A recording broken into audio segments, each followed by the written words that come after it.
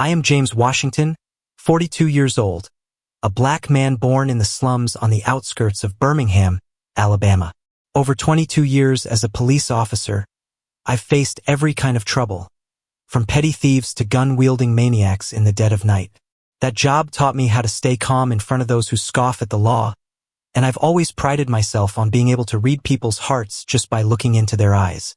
After more than 2 decades of grinding, saving every meager paycheck, and working overtime until I was bone-tired, I finally bought my dream house in the Willow Creek neighborhood on the outskirts of Seattle. A 3-story home with a sprawling garden and a 12-foot deep pool shimmering under the rare sunlight. I thought I deserved a rest, but I never imagined that dream would drag along a nightmare named Karen Phillips. Please leave a comment with the word 9, so we know you're ready for the next twist in this story. Don't forget to like the video and subscribe to the channel, so you won't miss all the tense details waiting ahead. It was a sweltering summer afternoon in Willow Creek. I was sprawled out on a lawn chair in the yard, eyes closed, savoring the hot, humid breeze brushing across my face, trying to forget the stressful years in law enforcement. My pool, the one I dreamed of since the day I saw it online, reflected the sunlight like a precious gem. I was quietly thanking life when a piercing police siren shattered the peaceful air. I opened my eyes to see 3 patrol cars screeching to a halt in front of my gate, tires grinding on gravel with a sharp squeal, dust billowing everywhere. 4 officers stepped out, hands resting on their holsters, approaching my fence with faces tight as bowstrings. "Sir, we received a report of a dangerous intruder lurking around this pool area," one officer said, his voice hard and laced with suspicion, eyes scanning me like I might be the suspect. "Have you seen anyone suspicious?" I sat up straight, that familiar unease rising in my chest like a heavy stone. Without even thinking, I knew who was behind this. Out of the corner of my eye, I spotted Karen Phillips, my menacing neighbor, peeking from behind her window curtains. Her pursed lips curled into a smug smile, as if she'd just won a high-stakes hand. This wasn't the first time she'd pulled this stunt. Just last week, she'd called the fire department to my house, screaming about smoke from my backyard, even though I hadn't burned anything but a few logs in the fireplace days earlier. But this time, she'd upped her game, and I told myself, "You want war, Karen? Fine. But this will be the last time you mess with me." Let me tell you how it all started. 3 months ago, I moved into this house with unmatched pride. After 22 years of protecting the community, sleepless nights, near-death chases, I'd achieved what my parents never dared dream of: owning a home in Willow Creek, the most prestigious neighborhood around. This house was everything to me. 3 spacious floors, a lush green garden, and especially the 12-foot deep pool I fell in love with at first sight. The previous owner had tended to it like a work of art, and I'd pictured myself relaxing there hundreds of times after long, grueling days. On my first day, I was arranging some patio furniture in the garden when I felt eyes on me. I looked up and saw Karen Phillips standing at her 3rd-floor window next door, phone in hand, staring at me like a hawk eyeing prey. I waved, thinking I should be friendly with my new neighbor, but she didn't wave back. She just yanked the curtains shut and vanished like a ghost. At the time, I thought she was just odd, but I had no idea it was the start of a storm. The next day, I drove 8 miles to a hardware store to pick up some paint and tools for the house. While choosing cans of paint, my phone buzzed, a notification from the security camera I'd installed the day before. I opened the app, and what I saw nearly made me drop my phone. Karen Phillips strolling through my back gate without a hint of hesitation, as if it were her own yard. She was wearing an expensive swimsuit, the kind I knew cost more than my old monthly salary, carrying a crocodile leather bag and a gaudy embroidered towel. She casually set her stuff on a chair by the pool, kicked off her high heels, slipped into the water, and even grabbed the fruit juice I'd left on the table yesterday, drinking it like it was hers. I raced home as fast as I could, heart pounding with rage. When I stormed into the backyard, Karen was still swimming, wet hair plastered to her face, giving me a fake surprised look as I shouted, "What are you doing in my house?" She surfaced, clapping a hand to her chest like a bad actress, and exclaimed, "Oh my goodness, I thought you were the new gardener. The old owner always invited me over to swim, so I assumed you'd be the same. Her smirk made me want to punch the chair next to me, but I took a deep breath, recalling the emotional control lessons from my police days. I'm not the gardener, I said, voice hard as stone. I'm the new homeowner, and I'm asking you to leave right now. Don't ever come in here without my permission. Karen raised an eyebrow, sizing me up with blatant doubt. You? The homeowner? She scoffed, her voice trembling like she was holding back a laugh. There must be some mistake. I know the realtor who sold this place, and you don't seem like the type I'd expect to buy it. She waved a hand at me, her racist undertone clear without saying it outright. I clenched my fists but kept my tone steady. No mistake, Miss Phillips. This is my house and you're trespassing. Leave now, or I'll call the police. She climbed out slowly, water dripping onto the patio, gathering her things with a sour look. As she passed me, she muttered, I'll show you who really belongs here. It wasn't an idle comment. It was a declaration of war. A few weeks later, things got worse than I'd imagined. One Saturday morning, I jolted awake to laughter and splashing water. Looking out the window, I couldn't believe my eyes. Karen had brought 5 friends, all women in pricey swimsuits, throwing a party in my yard. My pool was now littered with trash. Beer cans, napkins, and little cocktail umbrellas floating on the surface. I stepped outside, keeping my voice as calm as I could. Get out of here right now. This is private property. Karen leaned against a chair, wine glass in hand, waving me off like a fly. Oh, don't make a fuss. We're just having a little fun. No one's using this pool anyway. Her friends glanced at me. A few started grabbing their things awkwardly, but one whispered. Karen said she had permission. I took a deep breath, recalling my de-escalation training. Ms. Phillips, this is my last warning. Next time, I'm calling the police for real. She smirked and sauntered off with one last jab. Go ahead and call. My husband has breakfast with the police chief every week. That afternoon, I installed 3 more security cameras around the house. 22 years as a cop taught me one thing. To beat someone like Karen, you need evidence. Sure enough, a few days later, the cameras caught her snooping around my gate, peering through windows, even trying an old key from the previous owner to unlock my door. Then came the day I couldn't take it anymore. I'd gone to the grocery store, and when I got back, 9 women, Karen's book club this time, were lounging around my pool. Wine spilled across the table, laughter echoing through the yard. I called the police immediately. 2 of my old colleagues, Officers Brooks and Lopez, showed up. James, long time no see, Brooks said with a grin, but then he saw the scene inside. Another one of these, huh? Karen instantly switched to tears, crocodile tears rolling down. Thank you for coming. This man's harassing us. The old owner always let us use the pool. He's being ridiculous. Lopez cut her off. Ma'am, James Washington was one of the best cops we ever had. If he says you're trespassing, you're trespassing. Leave now or we'll have to write you up. She stormed off with her posse, face red with humiliation. But as she left, she hissed at me through gritted teeth. This isn't over. You don't belong here, and I'll make the whole neighborhood see it.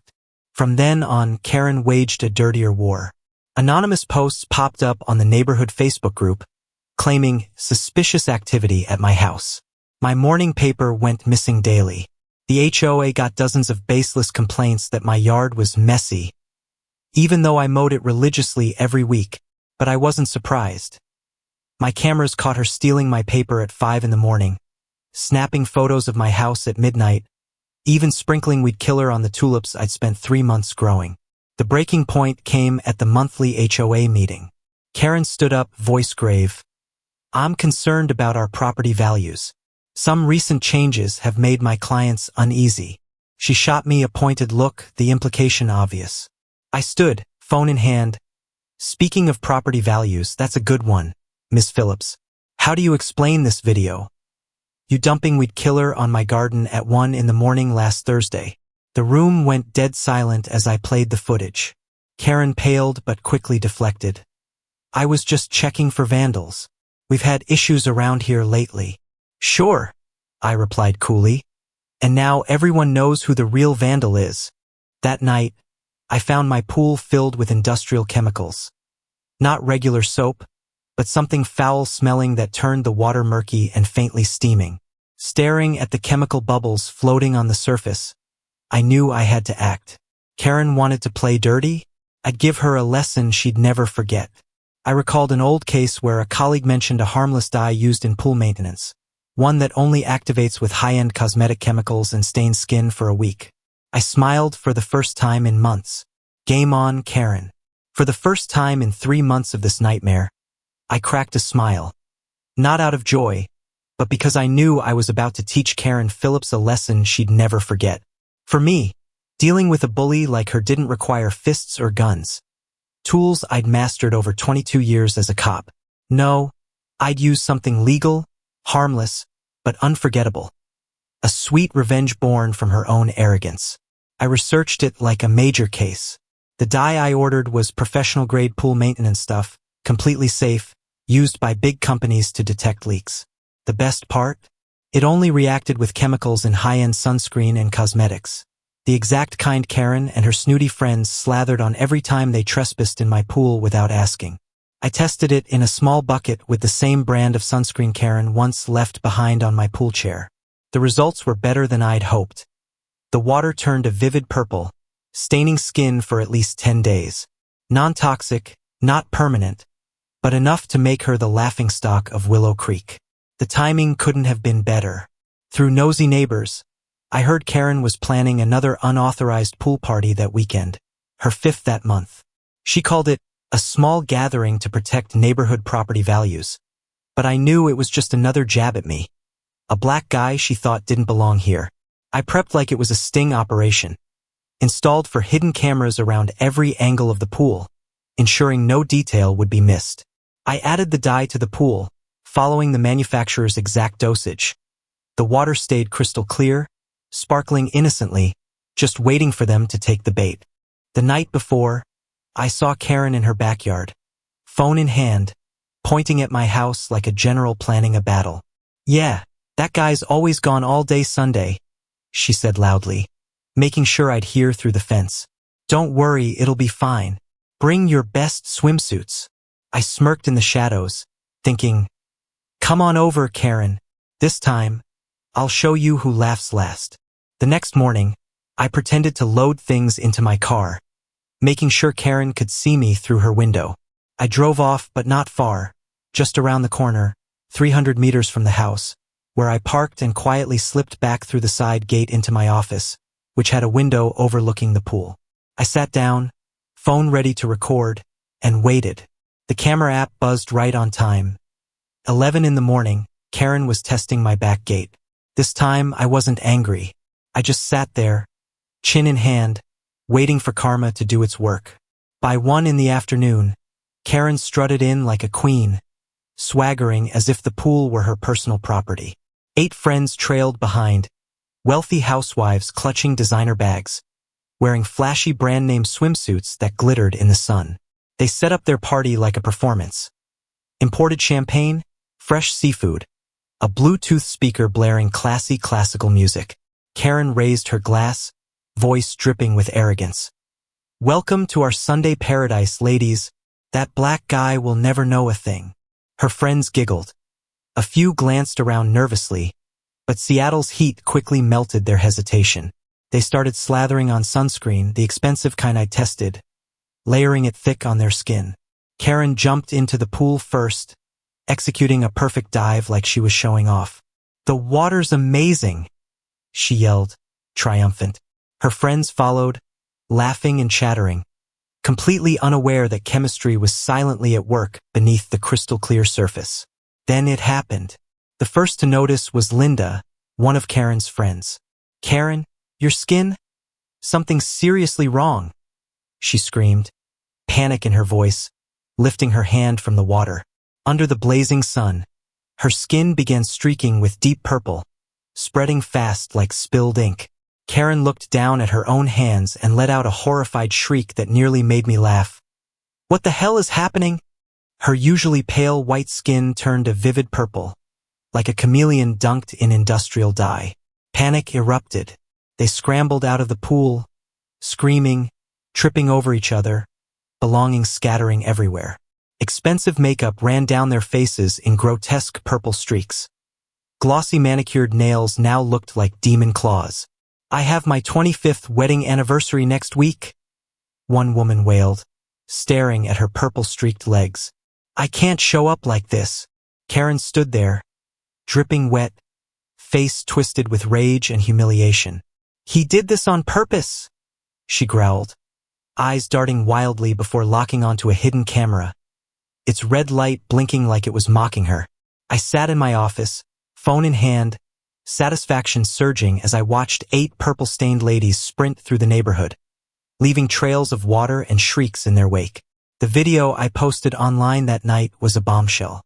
I edited it carefully, starting with Karen vandalizing my garden at 1 in the morning, stealing my paper at 5, then the pool party turning into a purple disaster, all set to the classical music they'd played.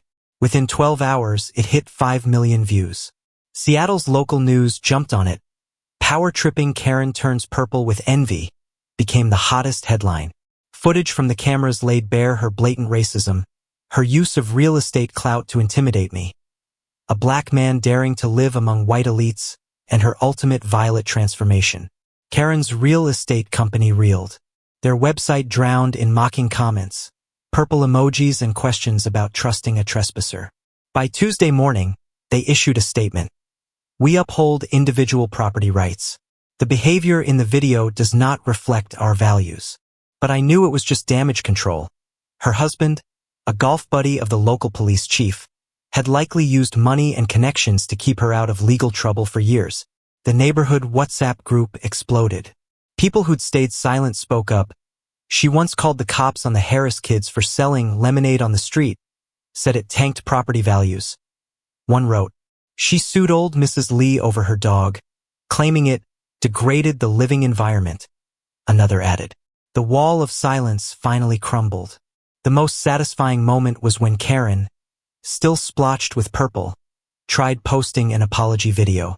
"I just wanted to maintain neighborhood standards," she sobbed, her purple face glowing under the lights like a horror movie witch. That video went viral too, but only deepened her humiliation. I didn't need to say a word. I just sat by my pool, waving whenever I caught a purple shadow peeking from her curtains. Karen's lawyer sent a letter demanding I take the video down, but I replied with a stack of evidence. Footage of her vandalism, trespassing, plus police reports I'd quietly filed earlier. "You can't prove the dye targeted us," the lawyer wrote back. I sent the clip of her dumping we'd kill her in my garden. The argument ended there. The neighborhood shifted fast. People who'd avoided me started dropping by to chat. Mrs. Chun from across the street brought homemade dumplings. I should have spoken up sooner. Karen reported me to the HOA for hanging tet lanterns. Said they were too foreign. The Harris family shared how Karen nearly cost them their home with constant complaints about their kids' play area. Even her close friends distanced themselves, especially since a few stayed faintly purple after 10 days. Karen tried one last retaliation, calling a neighborhood meeting about toxic pool chemicals. But only 5 people showed up, all wearing purple ribbons to support me. I overheard her husband griping at the golf club. "She's purple like this. How's she supposed to do business? Clients think she's got some contagious disease." I kept my cool ex-cop demeanor throughout. When a reporter asked, I just said, "Anyone can use my pool if they ask first." My smile said the rest. 3 weeks later, a for sale sign popped up in front of Karen's house.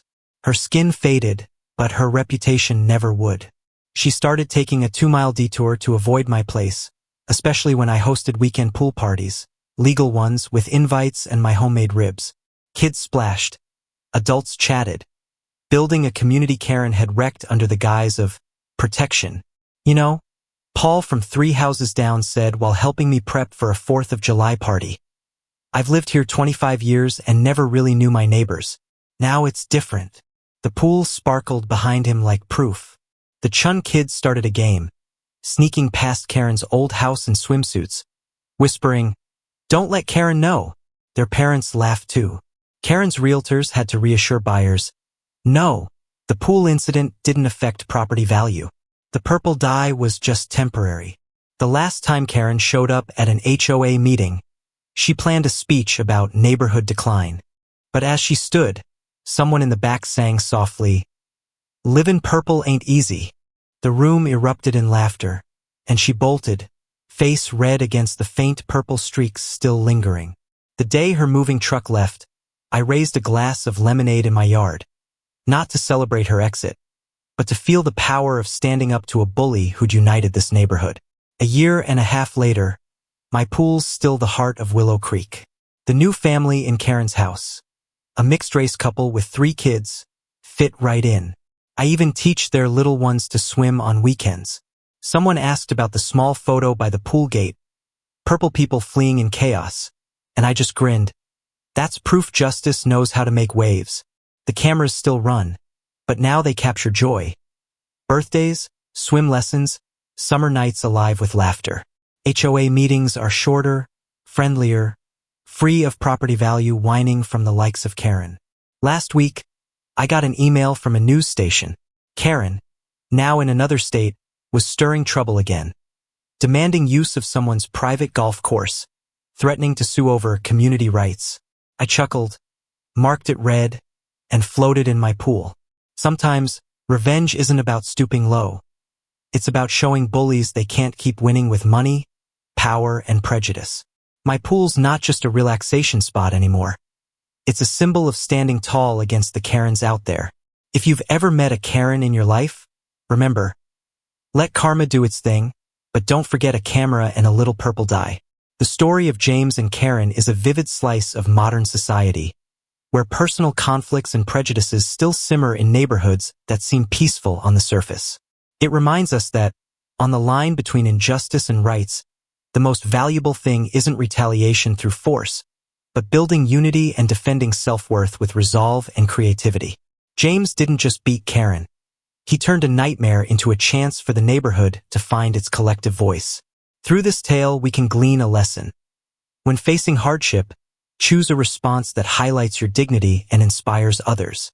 Note that this story is for entertainment and education only, not meant to discriminate, criticize, or offend any individual or group. What do you think of this story? Drop your thoughts in the comments so we can dive deeper together. Don't forget to like, share, and subscribe to explore more thought-provoking stories. Thanks for watching this video to the end. Wishing you a peaceful day, and see you in the next one.